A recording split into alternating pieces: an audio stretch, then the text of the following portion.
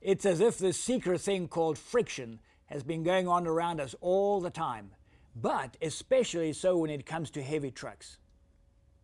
Whoever invented the wheel discovered that it's far easier to roll the wheel than to drag stuff on the ground behind them. A frictional force is the resistance to movement of one body moving across the other.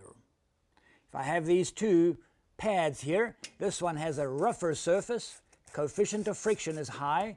This one is smooth, coefficient of friction is very low. It is obviously much more difficult to push this pad than this pad, indicating that the force is higher with higher coefficient of friction. There's even friction when one body is rolled over another, or when fluids are pushed through a pipe. So what does this friction really have to do with a truck? Some of the friction is not beneficial, and others is super beneficial as we drive down the road. Of course, inside the engine there is plenty of friction as well, from the piston sliding up and down the cylinder to the crankshaft spinning in the main bearings. Friction is minimized due to the oil in the lubrication system, but nevertheless, friction is still very evident in the engine. Another area in a truck where friction is evident is in gears, and there are a lot of gears in a truck.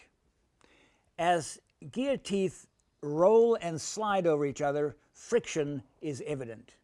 And this friction produces energy which is transformed into heat. And as you touch various components on the truck, you feel the heat and you realize that friction is evident. So as power is channeled through various components, it is then required to overcome friction. This lost power is turned into heat, which in most cases is carried away by oil to a cooler or heat exchanger. That is why an engine rated at say 600 horsepower is only able to provide some 485 horsepower at the wheels. But in some cases, friction is very useful and something we cannot do without, as in braking. Good friction creates good brakes. As the brake shoes are pressed against the drum or the brake pads are squeezed into the disc, friction is generated and the vehicle is stopped. At speed, the vehicle has kinetic energy. This energy is relative to mass, which is the total weight of the vehicle that must be stopped, and velocity, which is the speed of the vehicle, and all that divided by 2. However, importantly enough, it's not just relative to speed, but to the square of the speed. This means that the difference in kinetic energy at 60 miles an hour is 36 times greater than at 10 miles an hour. And all this energy has to go into the brakes. How is this energy dissipated? Through heat.